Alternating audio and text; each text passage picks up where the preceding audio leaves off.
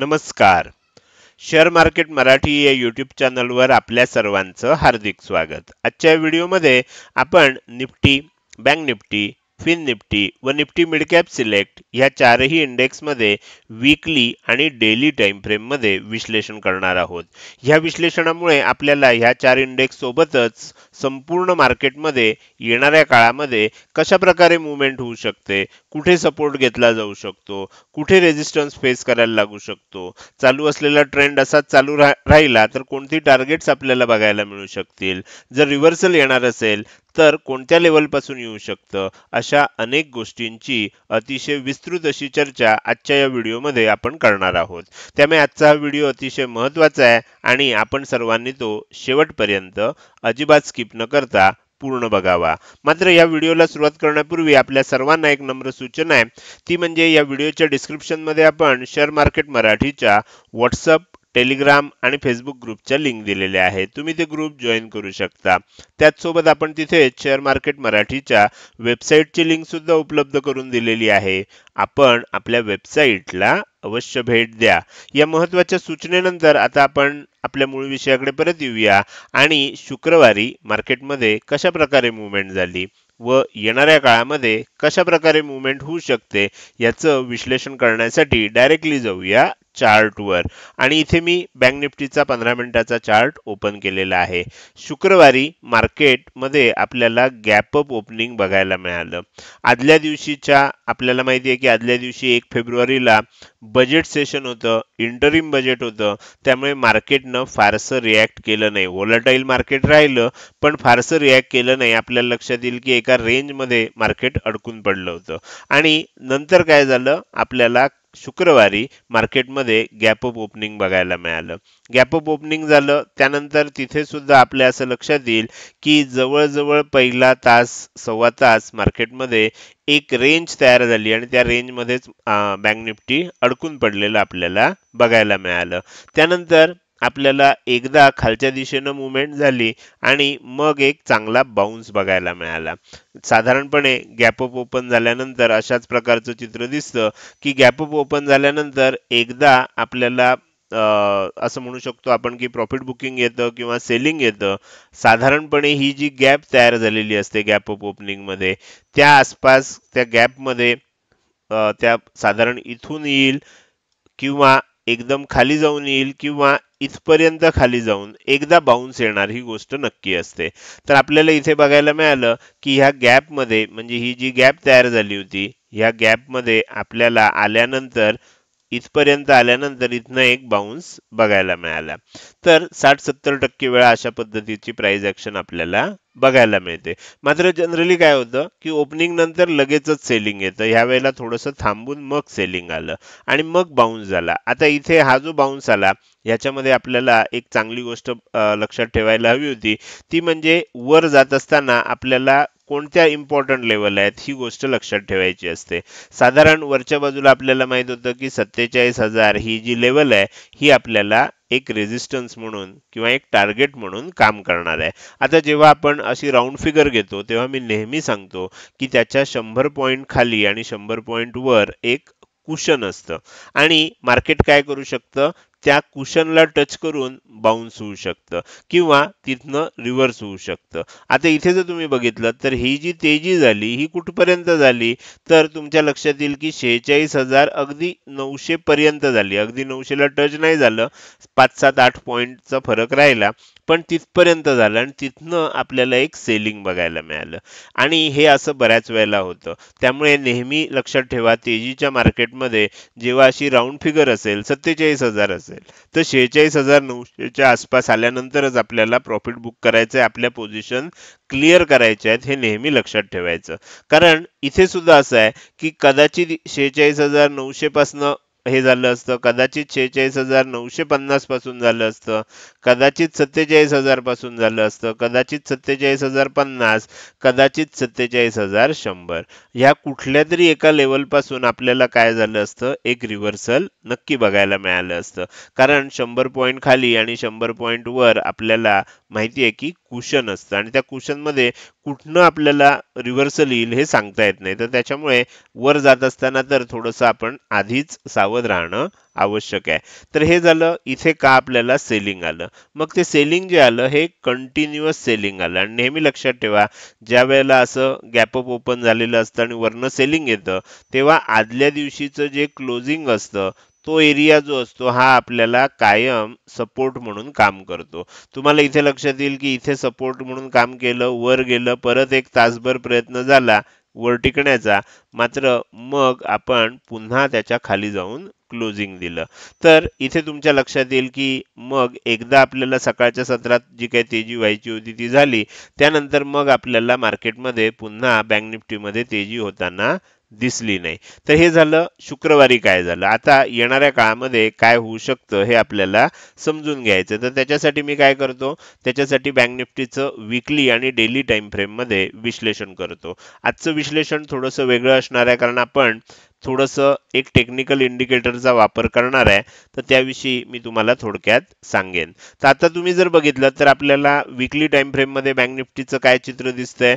तर weekly time frame मध्ये जर तुम्ही बघायला गेलात तर आपल्याला माहित होतं की ही जी लेवल होती ही लेवल आपल्याला इथे 2 वेळा आपण रेजिस्टन्स घेतलेला होता आणि इथे आपण बघू शकतो की एम पॅटर्न सारखा पॅटर्न पण झालेला होता. त्यामुळे ज्या वेळेला ही लेवल ब्रेकआउट झाली, आपल्याला माहिती आहे कुठलीही लेवल जेव्हा ब्रेकआउट होते त्यानंतर काय होतं, ब्रेकआउट झाल्यानंतर एक हाय बनतो आणि लेवल टेस्ट करायला आपण खाली येतो. आता ज्या वेळेला लेवल टेस्ट करायला खाली येतो त्यावेळेला एक महत्वाची गोष्ट लक्षात ठेवायची असते की 2 शक्यता असतात. एक शक्यता काय असते की लेवल टेस्ट करायला खाली आल्यानंतर आपण पुन्हा बाउन्स करून मग हा हाय ब्रेक करू, ही एक शक्यता असते. दुसरी शक्यता काय असते, लेवल टेस्ट करायला जेव्हा खाली येऊ त्यावेळेला एक प्राइस ऍक्शन बनवून आपण आणखीन खाली जाऊ. या 2 शक्यता असतात. आता तुम्हाला इथे कसं ओळखायचं की आता सध्या काय होऊ शकतं. तर त्याच्यासाठी आपल्याला काय बघावं लागतं, आपल्याला हा हाय मार्क करावा लागतो आणि हा लो मार्क करावा लागतो. जर समजा इथून येणारा बाउन्स 50% च्या वर टिकत असेल तरच आपल्याला लक्षात ठेवायचं आहे की काय होऊ शकतं, मार्केटमध्ये पुन्हा आपल्याला तेजी होऊ शकते. म्हणजे आलेला हा जो ब्रेकआउट आहे हा ब्रेकआउट सस्टेन होऊ शकतो. आता त्याच्यासाठी मी काय करतो, तुम्हाला इथे 50% लेवल कशी काढायची असते ते आता जे नियमित सदस्य आहेत त्यांना माहीत झालं असेल. बाकीच्यांसाठी इथे फिब रिट्रेसमेंट म्हणून एक टूल आहे ते वापरतो मी नेहमी. तर इथे आपण वापरूया आणि बघूया की काय झालं. तुम्ही इथे जर बघितलं, मी थोडंसं झूम करतो आता म्हणजे तुम्हाला व्यवस्थित क्लिअर कट चित्र लक्षात येईल की हा जो हाय मार्क केला होता आपण आणि हा जो लो मार्क केलाय याची 50% लेवल कुठे येते, तर ह्याची 50% लेवल येते 46,532 ला. आणि म्हणून तुमच्या लक्षात येईल की इथे सुद्धा ओपनिंग झाल्यानंतर खाली गेलो आपण, इथे सुद्धा थोडंसं गॅप अप ओपन झालं, ओपनिंग नंतर ही लेवल ब्रेक केली होती पण टिकलं का नाही याचं कारण तुमच्या लक्षात येईल की ही जी लेवल आहे ही लेवल जोपर्यंत ब्रेक होऊन ह्याच्या वर क्लोजिंग येत नाही तोपर्यंत आणि ती लेवल त्यानंतर ब्रेक होत नाही तोपर्यंत आपल्याला काय आहे, आपल्याला ही गोष्ट लक्षात ठेवायची आहे की दोन्हीच्या शक्यता 50-50% आहेत. म्हणजे खाली जाण्याची शक्यता पण 50% आहे, वर जाण्याची शक्यता पण 50% आहे. मग आता येणाऱ्या काळात काय झालं पाहिजे, तर येणाऱ्या काळामध्ये आपल्याला ही जी लेवल आहे 46,532 ची आपण असं समजूया 46,550 राऊंड फिगर घेऊया.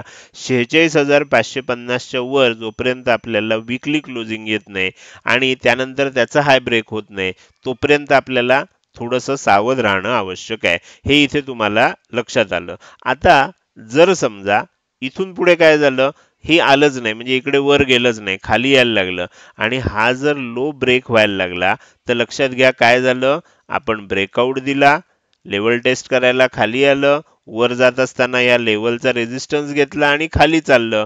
म्हणजे इथे आपल्याला एम पॅटर्न बनवू शकतो आणि एम पॅटर्न झाल्यानंतर हा जर लो ब्रेक झाला तर मग काय होईल, आणखीन सेलिंग कंटिन्यू होऊ शकतं. तर आता मी तुम्हाला इथे सर्व प्रकार काय झालं तर काय होऊ शकतं हे सांगण्याचा प्रयत्न केलाय. ह्याच्यावरून तुम्हाला लक्षात येईल, तुम्हाला जर ह्याच्यावरनं काही विश्लेषण करायचं असेल, काही पोझिशन बनवायची असेल तर तुम्ही कशा पद्धतीनं विश्लेषण करू शकता हे शिकवण्याचा माझा इथे प्रयत्न होता. हे झालं वीकली टाइम फ्रेमवर आपल्याला बँक निफ्टी काय सांगण्याचा प्रयत्न करते. आता मी थोडंसं डेली टाइम फ्रेमवर तुम्हाला घेऊन जातोय आणि डेली टाइम फ्रेमवर सुद्धा आपण बघूया की बँक निफ्टीचा चार्ट आपल्याला काय सांगण्याचा प्रयत्न करतोय. आता जसं मी इथे फिब रिट्रेसमेंट टूल वापरलं तसं मी डेली टाइम फ्रेमवर आल्यानंतर एक दुसरं टूल वापरणार आहे आणि त्याच्या आधी आपण बघूया की मार्केटमध्ये सध्या कशी प्राइस ऍक्शन होतीये. तर तुम्ही बघू शकता की इथपर्यंत तेजी झाली, त्यानंतर पुन्हा खाली आलं, परत वर झालं, एम पॅटर्न म्हणून खाली गेलं होतं. मात्र इथे काय झालं, इथे आपल्या लक्षात येईल की इथे स्टॉप लॉस असणार आपला. तर हा स्टॉप लॉस ट्रिगर झाला नाही आणि एम पॅटर्न आपल्याला आणखीन खाली घेऊन गेला. तर हे आपल्याला सगळं आतापर्यंत झालेलं माहिती आहे. आता सध्या काय झालंय डेली पॅटर्न मध्ये आपल्याला लक्षात येतंय की आपण वर जात असताना एक ट्रेंड लाईन तयार केलेली आहे. तर ही ट्रेंड लाईन जोपर्यंत ब्रेक होत नाही तोपर्यंत आपल्याला लक्षात ठेवायचं की मार्केटमध्ये हळूहळू का होईना तेजी होईल. मात्र ही तेजी होताना आपल्याला एक गोष्ट आणखीन बघायची की मार्केटमध्ये खरोखर स्ट्रेंथ आहे का, की ही तेजी होऊ शकेल. तर स्ट्रेंथ बघण्यासाठी आपण एक इंडिकेटर वापरतो, त्याचं नाव आहे RSI. तर RSI चा वापर करून मी बँक निफ्टीचा अनालिसिस दाखवणार आहे. मग तुम्ही काय करू शकता, हाच इंडिकेटर तुम्ही निफ्टीमध्ये वापरू शकता, फिन निफ्टीमध्ये वापरू शकता, निफ्टी मिड कॅप सिलेक्ट मध्ये वापरू शकता किंवा कोणत्याही स्टॉक मध्ये वापरू शकता. तर RSI वर आपण टेक्निकल अनालिसिस या कोर्समध्ये, जो फ्री कोर्समध्ये उपलब्ध आहे, त्याच्यामध्ये RSI वर आपण अतिशय डिटेल असा व्हिडिओ बनवलेला आहे. तुम्ही जर तो व्हिडिओ बघितला नसेल तर आता उजव्या बाजूला वर कोपऱ्यामध्ये आय बटन मध्ये त्याची लिंक आहे. RSI चा तो व्हिडिओ नक्की बघा. त्याच्यामध्ये खूप डिटेलमध्ये आपण RSI बद्दल सांगितलेलं आहे. जर तुम्हाला तिथे मिळाला नाही तर ह्या व्हिडिओच्या डिस्क्रिप्शन मध्ये सुद्धा तो व्हिडिओ दिलेला आहे. आता आपल्याला बघायचं काय आहे की इथे तुम्ही जर बघितलं, मी मुद्दाम थोडंसं RSI मोठं करतोय म्हणजे तुमच्या लक्षात येईल. इथे काय झालंय बघा, मी एक ट्रेंड लाईन काढतो RSI ला म्हणजे तुमच्या लक्षात येईल. साधारणपणे इथे आपल्याला हा हे आहे, त्यानंतर आपण समजा इथपर्यंत घेतली 60-70. ओके, तर मी तुम्हाला एक ट्रेंड लाईन काढून दाखवतोय. ओके, तर तुमच्या असं लक्षात येईल की ही जी ट्रेंड लाईन आहे ही आपल्याला काय दाखवते, मार्केटमध्ये स्ट्रेंथ कमी कमी कमी होत चाललेली दिसते. म्हणजे खाली आलं, वर गेली स्ट्रेंथ, पुन्हा याचा रेजिस्टन्स घेऊन खाली आली, वर गेली, परत रेजिस्टन्स घेतला, परत इथे आली, रेजिस्टन्स घेऊन खाली आली. आता सुद्धा काय होतंय, आपण याच्या जवळ चाललोय, परत स्ट्रेंथ खाली जायचा प्रयत्न करते. म्हणजे दिसताना काय दिसतंय आपल्याला, स्ट्रेंथ मध्ये डाऊन ट्रेंड दिसतोय. आता हे झालं एक गोष्ट. दुसरी गोष्ट आपल्याला बघायचं आहे की त्या व्हिडिओमध्ये सुद्धा मी तुम्हाला सांगितलेलं होतं की आपल्याला कॉन्व्हर्जन्स आणि डायव्हर्जन्स ह्या दोन गोष्टी बघायच्या असतात. कॉन्व्हर्जन्स म्हणजे काय, तर जर स्ट्रेंथ कमी होत असेल तर किंमत सुद्धा कमी होतीये का. कधी कधी असं होतं की स्ट्रेंथ कमी होतीये, किंमत वाढत असते, त्याला आपण डायव्हर्जन्स असं म्हणतो. किंवा उलट होतं, स्ट्रेंथ वाढतीये, किंमत कमी होतीये, डायव्हर्जन्स त्याला म्हणतात. की इथे स्ट्रेंथ आणि किंमत ह्यांचं प्रमाण एकमेकाला समप्रमाण असेल तर आपण त्याला कॉन्व्हर्जन्स म्हणतो, विरुद्ध असेल तर डायव्हर्जन्स म्हणतो. आणि डायव्हर्जन्स हा आपल्याला मार्केटमध्ये खूप चांगल्या पद्धतीनं माहिती देत असतो. आता उदाहरणार्थ मी तुम्हाला एक डायव्हर्जन्स दाखवतो, एक रेडीमेड सुद्धा दाखवतो. रेडीमेड डायव्हर्जन्स समजा तुम्हाला बघायचं असेल तर RSI ला इथे सेटिंगला क्लिक करायचं आणि इथे इनपुट्स मध्ये आल्यावर शो डायव्हर्जन्स म्हणून ऑप्शन आहे. याला क्लिक केल्यावर तुम्हाला इथे शो डायव्हर्जन्स दिसतोय. आता इथे त्यानं तुम्हाला एक बियर डायव्हर्जन्स दाखवला. बियर डायव्हर्जन्स म्हणजे काय, ऑटोमॅटिक इथे एक लाईन काढून बियर असं लिहिलेलं दिसतंय. याचा अर्थ काय, तर तुम्ही बघितलं तर लक्षात येईल की ह्या ठिकाणी म्हणजे इथे हा हाय बनला होता आणि इथे आल्यानंतर तुम्ही जर बघू शकता तर हा हाय बनला. किंमत काय झाली, किंमत आपल्याला वर जाताना दिसली आणि स्ट्रेंथ आपल्याला खाली येताना दिसली. म्हणजे किंमत वर जातीये, स्ट्रेंथ खाली येते, याला म्हणायचं डायव्हर्जन्स. हा बियरिश डायव्हर्जन्स आहे. त्यामुळे ह्याच्यानंतर इथून जरी किंमत वर जात असली तरी ह्या वर जाणाऱ्या किमतीवर आपल्याला फार विश्वास ठेवायचा नाही आहे, कारण त्यानंतर मार्केटमध्ये सेलिंग येणार आहे, हे आपल्याला हा डायव्हर्जन्स आधीच सांगतोय. आता तुम्ही बघू शकता खरोखरच नंतर आपल्याला सेलिंग आलं का. मी थोडंसं झूम आउट करतो आणि तुमच्या लक्षात येईल बघा, हा बियरिश डायव्हर्जन्स झाला इथे आपल्याला आणि त्याच्यानंतर एक खूप मोठं सेलिंग आपल्याला बघायला मिळालं. तर ह्याला म्हणतात बिअरिश डायव्हर्जन्स. तुम्ही तो व्हिडिओ जर बघितलात तर तुम्हाला बघायला मिळेल. तुम्हाला ह्याच्या पूर्वी सुद्धा इथे बिअरिश डायव्हर्जन्स झालेला आहे.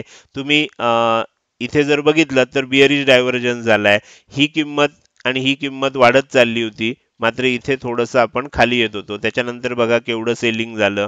तर अशा पद्धतीनं तुम्ही जर शोधायला गेलात तर तुम्हाला डायव्हर्जन्स, मी ह्या रेडीमेड डायव्हर्जन्स बरोबर आपण मॅन्युअली सुद्धा काय करू शकतो, डायव्हर्जन्स शोधून काढू शकतो. आता मी तुम्हाला फाईन डिटेल्समध्ये एक डायव्हर्जन्स दाखवतोय. तर त्याच्यामुळे आता तुम्ही जर बघितलं तर मी तुम्हाला 2 कॅन्डल दाखवतोय. 2 कॅन्डल लक्षात घ्या आणि तुम्ही स्वतः मोबाईलवर किंवा तुमच्या लॅपटॉपवर, डेस्कटॉपवर तुम्ही चेक करू शकता. ही एक कॅन्डल बघू शकता जी मी इथे म्हणजे एक गॅपडाऊन ओपनिंग नंतर शूटिंग स्टार पॅटर्न बनलेला होता आणि आज आपल्याला इथे शुक्रवारी शूटिंग स्टार पॅटर्न बनलाय. यांचं दोघांचं क्लोजिंग जवळजवळ सारखंच आहे. म्हणजे जर तुम्ही बघायला गेलात तर क्लोजिंग जवळजवळ सारखं आहे. ह्यापेक्षा हे क्लोजिंग आपल्याला लक्षात येईल थोडंसं खाली आहे. हे क्लोजिंग वर आहे, म्हणजे ह्या दिवसाचं जे क्लोजिंग आहे हे थोडं वर आहे. याचं म्हणजे 46,000च्या वर आहे आणि हे 46,000च्या खाली आहे. मात्र तुम्ही जर इथे बघायला गेलात, आपल्याला मी तुम्हाला इथे दाखवतो की ह्या लेवलला बघायला गेलात तर इथे असणारं तुमचं जी RSI ची व्हॅल्यू आहे 38 आहे आणि ह्या दिवशी असणारी RSI ची व्हॅल्यू आहे ही 45 आहे. म्हणजे आपल्याला दिसतंय ह्या दोन्ही कॅन्डल जवळजवळ सारख्याच आहेत. क्लोजिंग सारखं चाललंय, मात्र इथे स्ट्रेंथ जास्त दिसतेय. याचं कारण असं आहे की हा डाऊन ट्रेंड होता आणि हा अप ट्रेंड आहे. त्यामुळे इथे आपल्याला स्ट्रेंथ जास्त दिसते. आता व्हायला काय पाहिजे, ही जी ट्रेंड लाईन आहे ही ब्रेक करून RSI ह्याच्या वर जायला पाहिजे. जेव्हा वर जाईल, थोडंसं पुन्हा खाली लेवल टेस्ट करायला आणि वर जायला लागेल, तेव्हा खऱ्या अर्थानं आपल्याला म्हणजे खरोखरच जर बँक निफ्टीमध्ये आपल्याला गुंतवणूक करायची असेल, ट्रेडिंग म्हणत नाहीये मी, तर ती कधी करता येईल, इथनं ब्रेकआउट आल्यानंतर करता येईल. ती योग्य संधी असणार आहे. जर ती आली तर ठीक आहे, नाहीतर आणखीन तो खाली जात राहील तर त्यावेळेला आपल्याला काय करायचंय, त्याच्यापासून अवॉइड करायचंय. मी थोडंसं डिटेलमध्ये तुम्हाला सांगण्याचा प्रयत्न केला. पूर्वी सुद्धा तुम्ही इथे बघितलं तर तुमच्या लक्षात येईल, इथे सुद्धा ज्या वेळेला सेलिंग येत होतं त्यावेळेला इथे सुद्धा तुम्ही अशी एक प्रॉपर पद्धतीनं हे काढलीत तर तुम्हाला लक्षात येईल जेव्हा ब्रेकआउट आलं त्यानंतर बघा, ब्रेकआउट आल्यानंतर तेजी झाली, लेवल टेस्ट करायला खाली आलं आणि खूप मोठी तेजी आपल्याला बघायला मिळाली. तर अशा पद्धतीनं तुम्ही RSI सारखा इंडिकेटरचा सुद्धा वापर करू शकता. तर आता आपल्याला इथे सुद्धा दिसतंय की अजूनही आपण ही ट्रेंड लाईन ब्रेक करत नाहीये. ही जर जोपर्यंत ब्रेक होत नाही तोपर्यंत आपल्याला मार्केटमध्ये ही जी येणारी तेजी आहे ही किती टिकेल, कितपर्यंत आपण वर जाऊ हे सांगता येत नाही. ह्या लेवलच्या वर टिकायला लागली की मग मात्र आपल्याला ओळखायला पाहिजे की हळूहळू आपण वर जाऊ शकतो. तर माझ्या मते तुम्हाला या RSIच्या इंडिकेटरमुळे आणखीन एक गोष्ट खूप चांगल्या पद्धतीनं समजली असेल. मी आता काय करतो, हा RSIचा इंडिकेटर बंद करतो. तर हे झालं बँक निफ्टीचं अनालिसिस. बँक निफ्टीमध्ये आता 50-50 परिस्थिती आहे, पण हे वर जात असल्यामुळे आपल्याला काय करायचं आहे, आपण असं म्हणतोय की थोडी स्ट्रेंथ, थोडासा डायव्हर्जन्स दिसतोय त्यामुळे वर जाऊ शकतं. सोमवारी थोडंसं गॅपअप ओपन झालं आणि वर टिकलं तर मग आपल्याला थोडी संधी आहे. जर तसं झालं नाही, हा लो जर ब्रेक झाला, कायम लक्षात ठेवा इथे आपल्याला ही शूटिंग स्टार सारखी कॅन्डल आहे, जशी इथे होती तशीच आहे. ही कधीपर्यंत ऍक्टिव्ह राहणार, जोपर्यंत आपण ह्याचा लो ब्रेक करत नाही. लो ब्रेक केला की ऍक्टिव्ह झाली आणि लो नाही ब्रेक केला तर ही ऍक्टिव्ह झालीच नाही, मग आपण वर जाऊ शकतो. तर ही गोष्ट आपल्याला लक्षात ठेवायची आहे. तर इथे आपल्याला बँक निफ्टीचं अतिशय विस्तृत असं अनालिसिस जे आपण केलं होतं ते संपलंय. आता मी तुम्हाला निफ्टीमध्ये घेऊन जातोय. तर निफ्टीचा चार्ट आपण बघूया आणि त्याचं विश्लेषण करायचं आहे. तर त्याच्यासाठी पहिल्यांदा आपण 15 मिनिटाची टाइम फ्रेम घेऊया आणि इथे सुद्धा निफ्टीमध्ये आपल्याला विश्लेषण करायला सुरुवात करत असताना एक गोष्ट लक्षात ठेवली पाहिजे की बँक निफ्टीमध्ये आपल्याला जे सेलिंग आलं शुक्रवारी इथपर्यंत आलं, इथे वर गेलं आणि खाली आलं, तर तसं निफ्टीमध्ये आलं नाही. निफ्टीनं काय केलं, हा जो गॅप आहे हा गॅप तसाच होल्ड केला. म्हणजे तुम्ही जेव्हा डेली टाइम फ्रेमवर जाल त्यावेळेला तुम्हाला आणखीन चांगल्या पद्धतीनं लक्षात येईल. आणि इथे सुद्धा काय झालं, पहिल्या 15 मिनिटामध्ये तेजी झाली आणि बँक निफ्टीमध्ये पहिल्या 15 मिनिटामध्ये तेजी झाली नव्हती. पहिल्या 15 मिनिटामध्ये एक डोजी कॅन्डल बनली होती आणि त्याच्यामुळे इथे सुद्धा काय झालं बघा, नंतर जवळजवळ तास दीड तास आपल्याला निफ्टीमध्ये साइडवेज मार्केट बघायला मिळालं आणि मग आपल्याला बाउन्स आला आणि हा बाउन्स आला, नवीन लाईफ टाईम हाय बनवला आणि नवीन लाईफ टाईम हाय बनवल्यानंतर जनरली काय होतं, नवीन लाईफ टाईम हाय बनला की एकदा सेलिंग येतच. त्या पद्धतीनं आपल्याला सेलिंग आलेलं आहे. आता इथे सुद्धा तुम्ही काय करू शकता, डायव्हर्जन्सची कन्सेप्ट बघू शकता. मी थोडक्यात तुम्हाला जेव्हा डेली टाइम फ्रेमवर आता जाणार आहे तेव्हा ती दाखवतो. तर इथे आपण जाऊया डेली टाइम फ्रेमवर. बँक निफ्टीचं वीकली टाइम फ्रेमचं अनालिसिस करायचं आहे, पण त्याच्या आधी मी थोडंसं डेली टाइम फ्रेमवरचं दाखवतो, म्हणजे तुम्हाला पुन्हा एकदा ती कन्सेप्ट लक्षात येईल. आता मी त्याच्यासाठी काय करतोय, पुन्हा एकदा RSI ओपन करतोय. आता इथे बघा, थोडंसं RSI आपण ओपन केलंय. ओके, आता इथे तुमच्या लक्षात येईल, मी थोडं हे झूम करतोय. इथे ह्या ठिकाणी आपल्याला लाईफ टाइम हाय बनला होता पहिल्यांदा, या ठिकाणी दुसऱ्यांदा बनला होता आणि ह्या ठिकाणी तिसऱ्यांदा बनला होता. तुम्ही जर ह्या तिन्ही लेवल बघितल्यात, या जवळजवळ सारख्या आहेत. एक 10 म्हणजे इथे बघितलं तर साधारणपणे 115 124 आहे आणि इथे 126 आहे, म्हणजे 10-15 पॉईंटचा डिफरन्स असेल, पण नवीन लाईफ टाइम हाय बनलेला आहे. पण तेच जर तुम्ही स्ट्रेंथ वाईज बघायला गेलात तर तुमच्या लक्षात येईल, इथे स्ट्रेंथ किती होती, इथे स्ट्रेंथ होती. स्ट्रेंथची व्हॅल्यू तुम्हाला इकडे दिसते, RSI लिहिलेलं आहे, तुम्हाला या ठिकाणी लक्ष ठेवायचं आहे. मी इथे चौकोन काढतोय, या ठिकाणी तुम्हाला स्ट्रेंथ दिसणार आहे. तर तुम्ही जर इथे गेलात तर इथे स्ट्रेंथ किती होती, 73 होती. इथे स्ट्रेंथ किती आहे, 70 आहे. नवीन लाईफ टाइम हाय बनला तरी स्ट्रेंथ कमी झाली आहे, म्हणजे आपल्याला डायव्हर्जन्स दिसतोय. तर त्यामुळे नंतर सेलिंग आलं. आता आपण आणखीन एक नवीन लाईफ टाइम हाय बनवला, स्ट्रेंथ किती आहे, 58 आहे. म्हणजे इथे तुमच्या लक्षात येईल की जी 73-74 च्या आसपास होती ती आता कमी कमी होत इथे किती आली आहे, 58 आली आहे. म्हणून हा लाईफ टाइम हाय जरी बनला तरी सुद्धा हे टिकलं नाही. इथे आपल्याला ही शूटिंग स्टार कॅन्डल का तयार झाली ग्रीन कलरची, कारण स्ट्रेंथ कमी आहे. ही स्ट्रेंथ जोपर्यंत वाढणार नाही तोपर्यंत मार्केटमध्ये जरी ही तेजी आली तरी टिकणार नाही, त्याला कदाचित फॉलोअप सेलिंग येऊ शकतं. तर आता येणाऱ्या काळामध्ये आपल्याला नक्की कळेल की ही स्ट्रेंथ वाढेल आणि किंमत वर जाईल, कॉन्व्हर्जन्स होईल, का आपल्याला इथून हा लो ब्रेक करून पुन्हा एकदा आणखीन सेलिंग कंटिन्यू होऊ शकतं. हे आपल्याला येणाऱ्या काळामध्ये लक्षात येऊ शकेल. तर हे झालं कॉन्व्हर्जन्स डायव्हर्जन्स विषयी आणि RSIच्या सहाय्यानं आपण हे कशा पद्धतीनं समजून घेऊ शकतो. आता मी RSIची जी स्क्रीन आहे ती बंद करतोय. आता आपण निफ्टीचं वीकली टाइम फ्रेम चेक करूया. वीकली टाइम फ्रेम मध्ये आपल्याला काय दिसतंय बघा, वीकली टाइम फ्रेम मध्ये बघितलं तर आपल्याला निफ्टी पॉझिटिव्ह दिसते, प्राइस ऍक्शन नुसार पॉझिटिव्ह दिसते. कसं काय, तर एक खूप चांगली तेजी झाली, थोडंसं प्रॉफिट बुकिंग आलं आणि आता आपण वर चाललोय, म्हणजे एन शेप आपल्याला ब्रेकआउट मिळण्याची शक्यता निर्माण झाली आहे. जर समजा येणाऱ्या काळामध्ये हा हाय ब्रेक करून ह्याच्या वर क्लोजिंग आलं, बरोबर, तर ती पहिलं इंडिकेशन असेल. त्याचा हाय ब्रेक झाला तर मग हा ब्रेकआउट होईल आणि मग आपल्याला एन शेपचं ब्रेकआउट आलं, म्हणून आणखीन वर जात असताना वरच्या वरची टार्गेट्स अगदी 23,000 पर्यंत टार्गेट सुद्धा ओपन होऊ शकतं.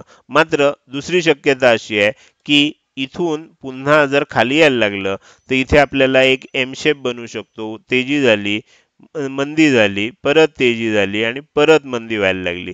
असा एम शेप जर बनला तर हा लो ब्रेक झाल्यानंतर आणखीन ते मंदी सुद्धा आपल्याला खाली जात असताना बघायला मिळू शकते. तर त्याच्यामुळे ही गोष्ट आपल्याला लक्षात ठेवायची आहे. फक्त एकच चांगली गोष्ट अशी झाली आहे जी मी तुम्हाला आता दाखवतोय, म्हणजे आपल्याला दोन्ही बाजू नीट समजून घ्यायच्या आहेत.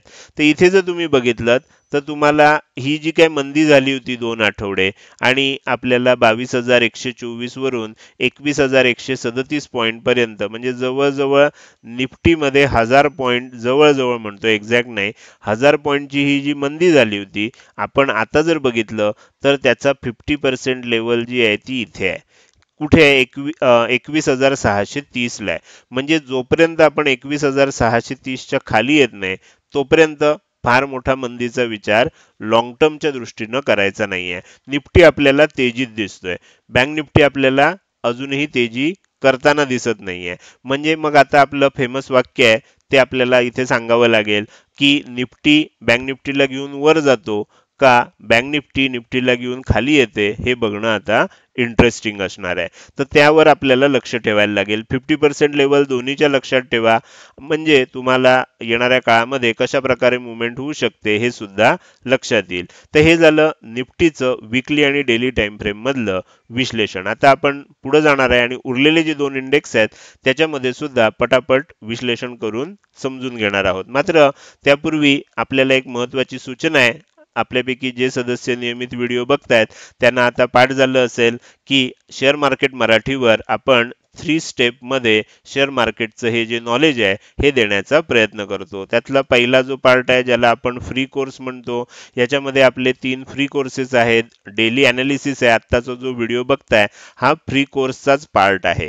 तर तुम्हाला ह्या फ्री कोर्स विषयी अधिक माहिती पाहिजे असेल तर तुम्ही फ्री कोर्स असा एक व्हॉट्सअप मेसेज करून ह्या नंबरवर किंवा इथे खाली दिसणाऱ्या नंबरवर पाठवू शकता.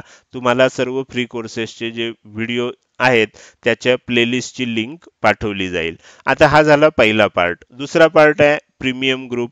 प्रीमियम ग्रुप ही दुसरी लेवल आहे, ही सुद्धा फ्री आहे. ह्याच्यामध्ये फक्त तुमच्याकडनं एक कमिटमेंट आवश्यक आहे, ते म्हणजे Upstox, Alice blue, angel one किंवा सॅमको या चारपैकी कुठल्याही एका ब्रोकरकडे आपण या व्हिडिओच्या डिस्क्रिप्शनमध्ये दिलेल्या रेफरल लिंकद्वारे जर तुम्ही एक डीमॅट अकाउंट, ते सुद्धा फ्री डीमॅट अकाउंट ओपन केलं तर तुम्हाला प्रीमियम ग्रुपची लाईफ टाईम फ्री मेंबरशिप मिळते. तर हे सुद्धा फ्री आहे, फक्त एक कमिटमेंटची आवश्यकता आहे. तुम्हाला या प्रीमियम ग्रुप विषयी अधिक माहिती पाहिजे असेल तर प्रीमियम ग्रुप असा एक व्हॉट्सअप मेसेज करा आणि तो मेसेज या नंबरवर किंवा खाली दिलेल्या नंबरवर पाठवू शकता. ही झाली दुसरी लेवल. तिसरी लेवल आहे पेड कोर्सेसची. सध्या कॉम्बो कोर्स मध्ये आपले दोन्ही पेड कोर्स एकत्रित आपण देतोय. जर तुम्हाला ह्याची अधिक माहिती पाहिजे असेल तर तुम्ही काय करू शकता, पेड कोर्स असा एक व्हॉट्सअप मेसेज तयार करून ह्या नंबरवर किंवा खाली दिलेल्या नंबरवर पाठवू शकता. 3 लेवल आपली म्हणजे ही जी सिस्टीम आहे ह्याच्यामध्ये 3 लेवल्स दिलेले आहेत आणि ह्या तिसऱ्या लेवलला तुमच्याकडून जर तुम्हाला ह्या 2 लेवल आवडल्या असतील आणि तुम्हाला जर पेड कोर्स शिकायचा असेल तर त्याच्यासाठी फी असणार आहे आणि ही फी किती आहे, 7,500 रुपये आहे. कशी भरायची, कोर्समध्ये काय केलं जाणार, ह्या सर्व गोष्टी तुम्हाला पेड कोर्स असा मेसेज पाठवल्यानंतर सांगितल्या जातील. कोर्सची ऍडमिशन सध्या चालू आहे. 10 फेब्रुवारी पर्यंत ऍडमिशन घ्यायचा लास्ट डेट आहे, पण कदाचित त्याच्या आधीच आपले ऍडमिशन फुल होतील असं आत्ताचं चित्र आहे. खूप चांगला प्रतिसाद तुमच्याकडून मिळतोय. 20 फेब्रुवारी पासून लाईव्ह सेशन चालू होणार आहेत. ऍडमिशन घेतल्या घेतल्या तुम्हाला सुरुवातीला पहिल्या पार्ट मधले रेकॉर्डेड व्हिडिओ बघायला मिळतील. ते तुम्ही 20 फेब्रुवारी पर्यंत बघून पूर्ण करायचे आहेत आणि त्याच्यानंतर आपली लाईव्ह सेशन्स चालू होतील. तर अशा पद्धतीनं शेअर मार्केट मराठी या प्लॅटफॉर्मवर शेअर मार्केटची माहिती कशा पद्धतीनं दिली जाते हे मी इथे सांगण्याचा प्रयत्न केला. आता आपण पुन्हा आपल्या चार्टवर जाऊया आणि निफ्टी नंतर जो पुढचा इंडेक्स आहे तो आहे फिन निफ्टी. तर फिन निफ्टी मध्ये सुद्धा आपल्याला बघायचं आहे की शुक्रवारी कशा पद्धतीनं मुवमेंट झाली. शुक्रवारी जर इथे बघायला गेलो तर आपल्याला लक्षात येईल की बँक निफ्टी प्रमाणेच फिन निफ्टी मध्ये सुद्धा मुवमेंट झाली. म्हणजे सुरुवातीला थोडंसं साइडवेज राहिलं, मग थोडंसं सेलिंग आलं, तेजी झाली, मग स्टेप बाय स्टेप आपण इथे बघू शकतो की खाली खाली खाली येत आपण म्हणजे एकदम खालच्या बाजूला येऊन क्लोजिंग दिलं. आदल्या दिवशीचं जे क्लोजिंग होतं त्याच्याही खाली आपण क्लोजिंग दिलं. तर निगेटिव्ह क्लोजिंग आपल्याला बँक निफ्टी प्रमाणे फिन निफ्टी मध्ये सुद्धा बघायला मिळालंय. तर आता आपण बघूया की वीकली आणि डेली टाइम फ्रेम मध्ये फिन निफ्टीचा चार्ट आपल्याला काय सांगायचा प्रयत्न करतोय. इथे जर तुम्ही बघितलं तर इथे थोडंसं आपल्याला चित्र वेगळं दिसतंय. इथे तुम्ही बघू शकता पूर्वी एक खूप चांगली तेजी झाली होती, नंतर जवळजवळ आपण असं म्हणू शकतो की महिना सव्वा महिना फिन निफ्टी एका रेंजमध्ये अडकून पडलं होतं आणि त्याच्यानंतर एक सेलिंग झालं. पुन्हा या आठवड्यात तेजी करण्याचा प्रयत्न झाला, मात्र दुर्दैवानं ही जी कॅन्डल बनली आहे ही शूटिंग स्टार कॅन्डल आहे. जर ह्या कॅन्डलचा लो ब्रेक झाला पुढच्या आठवड्यात तर आणखीन सेलिंग कंटिन्यू होऊ शकतं. मग हा जो लो बनलाय हा सुद्धा ब्रेक होऊ शकतो. जर हा लो ब्रेकच झाला नाही तर मग मात्र ही शूटिंग स्टार कॅन्डल ऍक्टिव्हेट होणार नाही आणि मग हळूहळू तेजी होऊ शकते। इथे सुद्धा आपल्याला काय करू शकतो आपण 50% म्हणजे हा हाय धरा, हा लो धरा आणि लावून बघा। जोपर्यंत 50% च्या वर जात नाही आपल्याला सावध राहणं आवश्यक आहे। लॉंग टर्मच्या दृष्टीने ही गोष्ट आपल्याला इथे लक्षात आली असेल। तर हे झालं फिल्म निफ्टीचं वीकली टाइम फ्रेम मधलं अनालिसिस। आता आपण डेली टाइम फ्रेम मध्ये येऊया। डेली टाइम फ्रेम मध्ये सुद्धा आपल्याला काय चित्र दिसतंय, तेच चित्र दिसणार जे आपल्याला तिथे दिसलं होतं। फक्त इथे आपण थोडक्यात हे बघू शकतो की हे जे महिना सव्वा महिना जे आपल्याला साइडवेज झालं, गॅप डाऊन ओपनिंग झालं, एकदा बाउन्स यायचा प्रयत्न झाला, परत खाली आलं आणि आता आपण हळूहळू वर चाललोय। मात्र इथे आपल्याला पुन्हा एक गोष्ट लक्षात ठेवायची की जोपर्यंत पूर्वीचा स्विंग हाय आहे हा ब्रेक होत, हा स्विंग हाय जोपर्यंत ब्रेक होणार नाही तोपर्यंत आपल्याला काय होणार नाही, मार्केटमध्ये फिन निफ्टीमध्ये आणखीन तेजीची थोडीशी शाश्वती कमी असणार आहे।